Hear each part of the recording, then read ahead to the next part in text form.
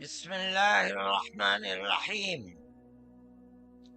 الحمد لله نحمده ونستعينه ونستغفره ونؤمن به ونتوكل عليه ونعوذ بالله من شرور أنفسنا ومن سيئات أعمالنا. من يهده الله فلا مضل له ومن يضلله فلا هادي له، ونشهد أن لا إله إلا الله وحده لا شريك له، ونشهد أن سيدنا ومولانا محمدا عبده ورسوله. أما بعد، صدر محترم عزیزم محمود اسعد سلمہ، مہمانان کرام، دوسرے دھرم سے تعلق رکھنے والے بنیادی حضرات، مسلمان اس ملک کے اندر ہم اور آپ گاؤں در گاؤں، ہندو اور مسلم 1400 سال سے تقریباً ایک ساتھ رہتے ہیں.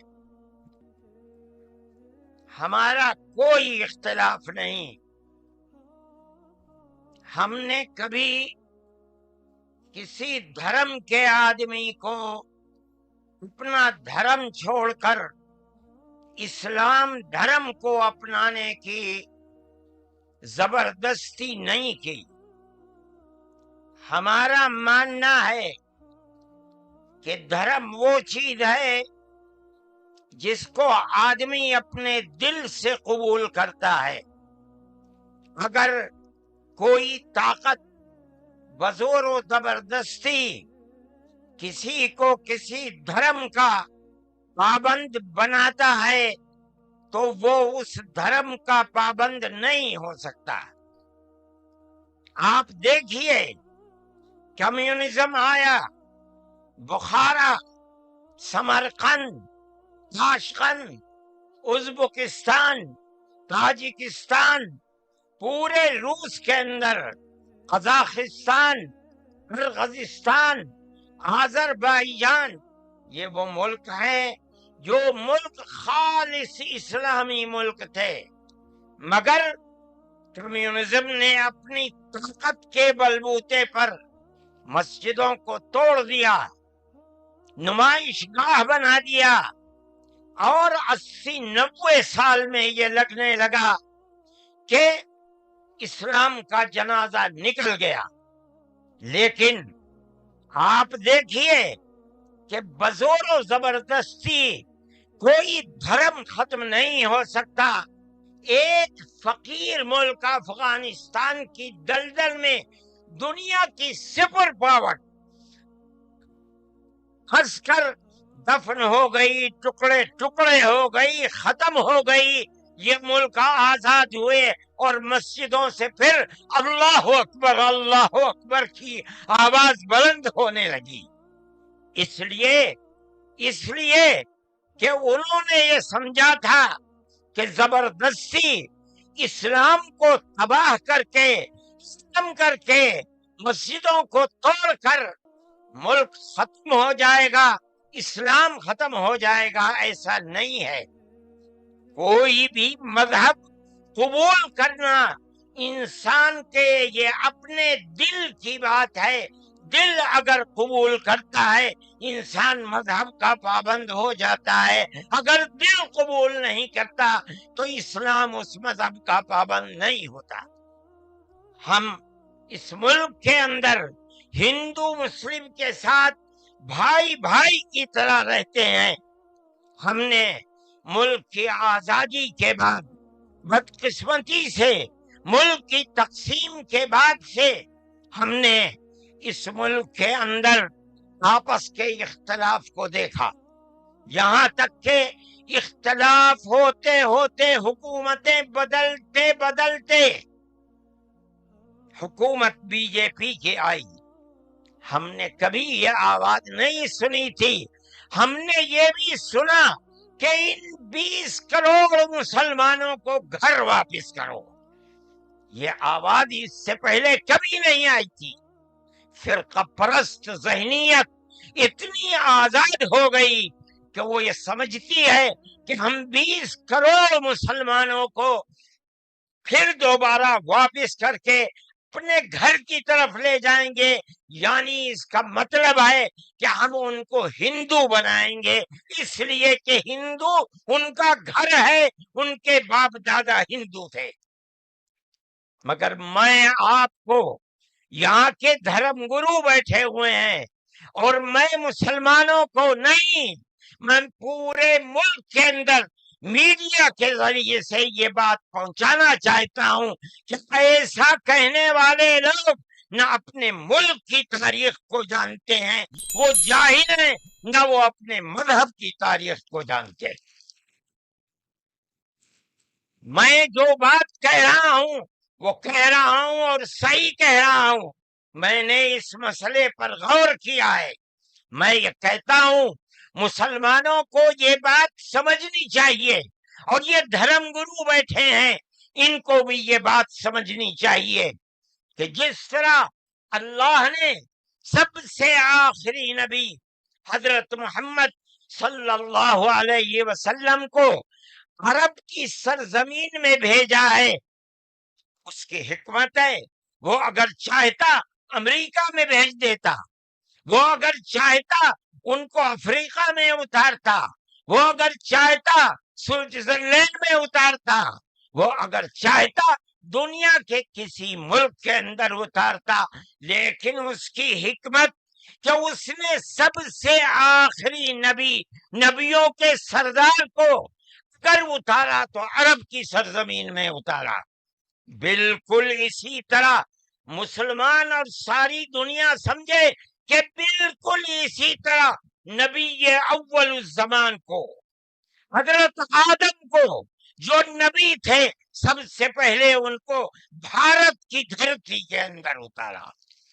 اگر وہ چاہتا تو آدم کو افریقہ میں اتار دیتا، اگر وہ چاہتا تو آدم کو عرب میں اتار دیتا، اگر وہ چاہتا روس کے اندر اتار دیتا. لیکن نہیں، وہ بھی جانتے ہیں، ہم بھی جانتے ہیں، ہمارا عقیدہ ہے، حدیث سے عقیدہ ہے کہ آدم کو دنیا میں اتارنے کے لیے اس بھارت کی دھرتی کا انتخاب کیا گیا. ان کے پاس کوئی آسمانی کتاب نہیں ہے.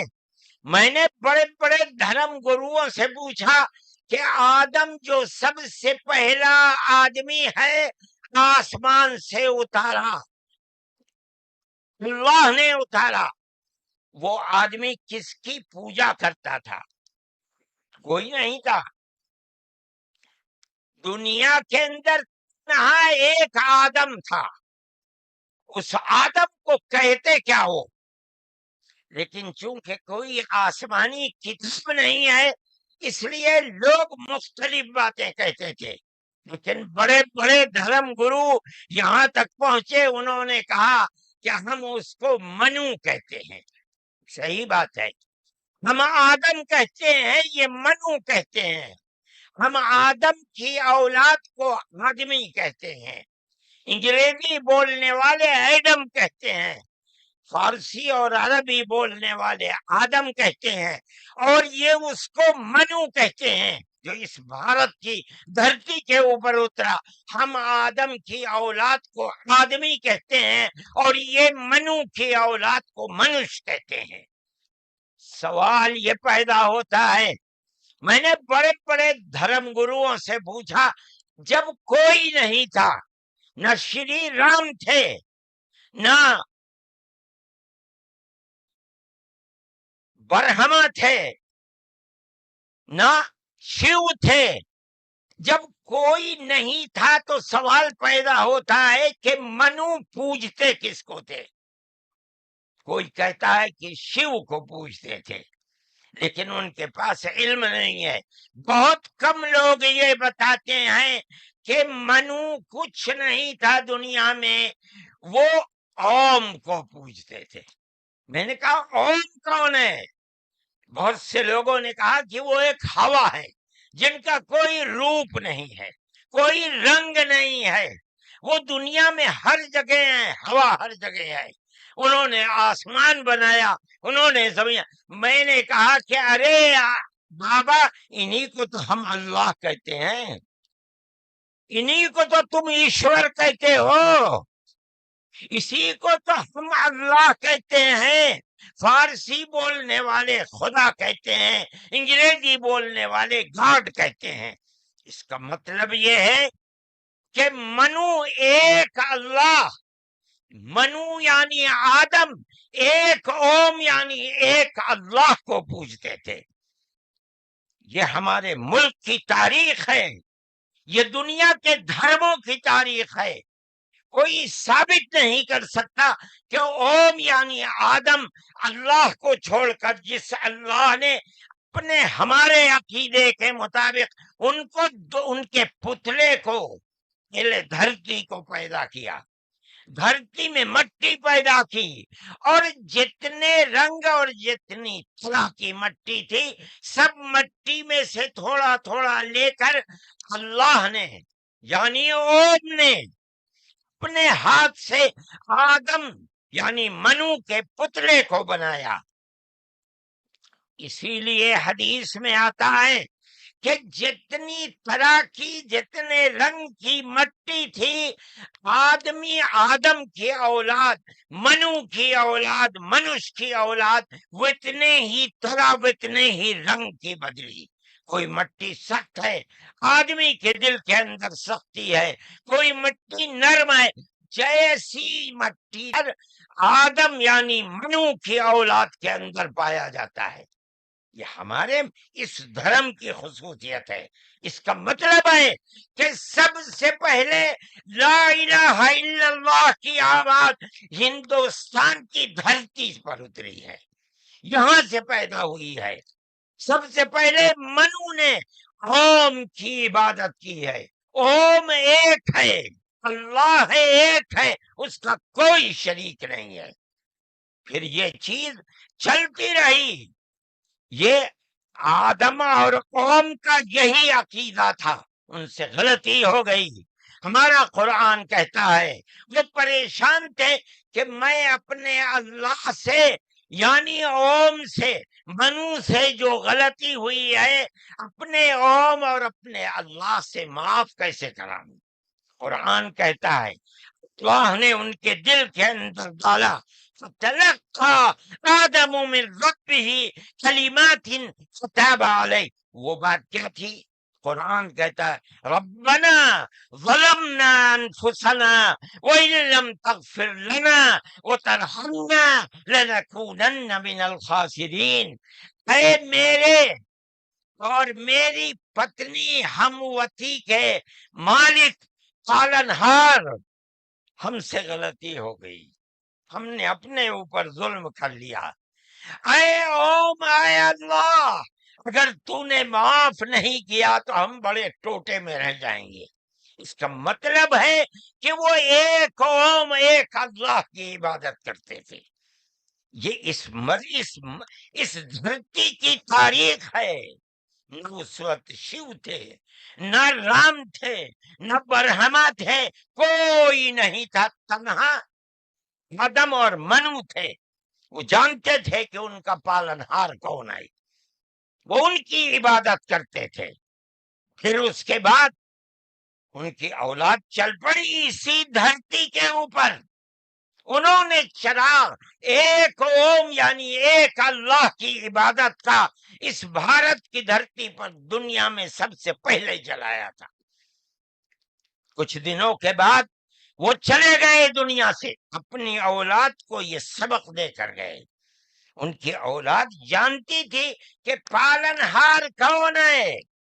قرآن کے اندر دو بھائیوں کا ذکر آتا ہے، آدم کی اولاد، ایک دوسرے میں لڑائی ہو گئی، ایک نے کہا لا قتلنک، میں تجھے جان سے مار کر ہی دم لوں گا۔ یہ دنیا کے اندر ہمارے آقا حضرت محمد صلی اللہ علیہ وسلم فرماتے یہ دنیا میں سب سے پہلا قتل ہے۔